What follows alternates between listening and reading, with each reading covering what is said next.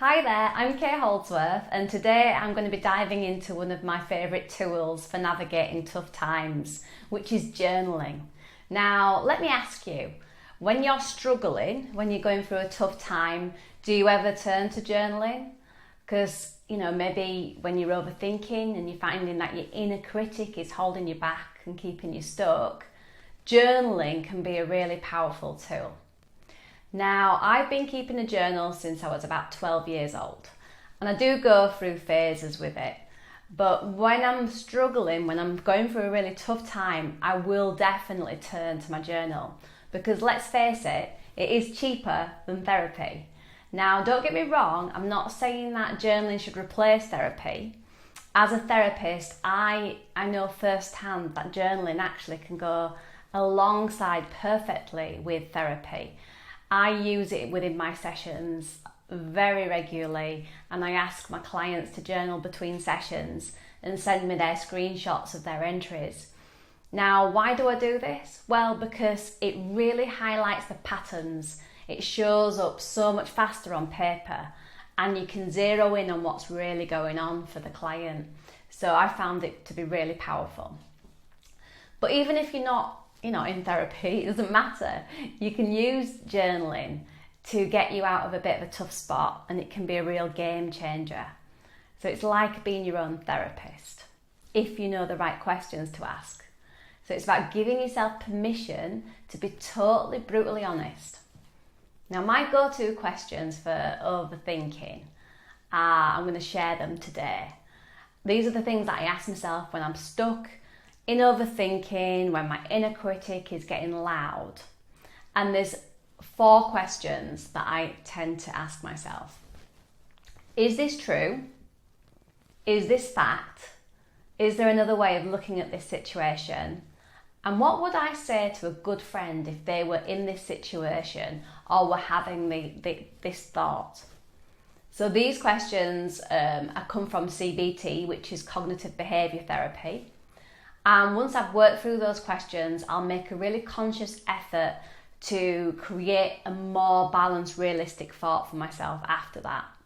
Now, let me give you a real example, okay? So at the moment, I've been working on building a business for myself, Create Yourself, where I'm using journaling and coaching and creativity to help women to build a life that's truer, a reflection of who they really are. But my inner critic does show up. The self-doubt shows up. And it can come out to play and it can sabotage me.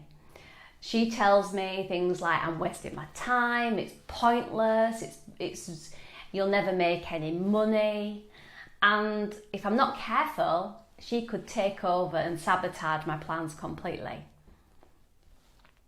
If I let her, I'm just giving all my power to my inner critic and keeping myself small. So this is what I'll do. This is what I've done in the past is I'll get my journal and I'll ask myself, well, is this true? Well, no, because my inner critic is not exactly a reliable source of facts, is she? And actually there's a lot of proof. I can find a lot of evidence to say that it's not true. Is this fact? If I put this in like a court case looking for evidence to see whether it's true or not, I would definitely find that there's more evidence to actually suggest that I can create a business and I can make money because I'm already doing it. I've already just delivered a course and I've had amazing feedback from the women who attended this course, which was called Find Your Spark. And then also I've been coaching women and, one woman has gone on to create her own book, to have it published. Another person's gone on to set up their own business. And what would I say to a good friend? Well, I would tell her that you've got this, you can do this. This is something that you've been building up for years. You've got the skills, you've got the experience, you've got the knowledge. So for me, creating a more realistic thought would be something like, I am capable. Creating a business takes time and it takes patience. So I do love journaling. I think it's a really powerful tool because it helps you shine a light on your thoughts and it gets them out of your head. Because often our thoughts can be really unhelpful, rarely truthful, often unkind, unbalanced, unrealistic.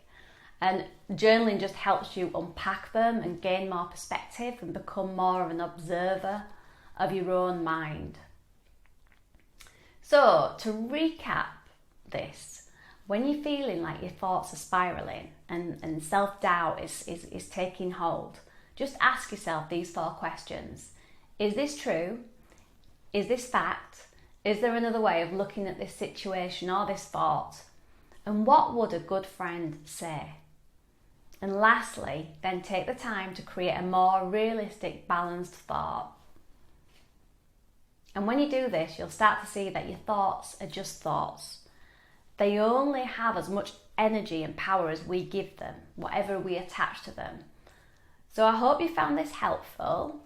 And if you did, then please hit the subscribe button and sign up for more videos on journaling and coaching.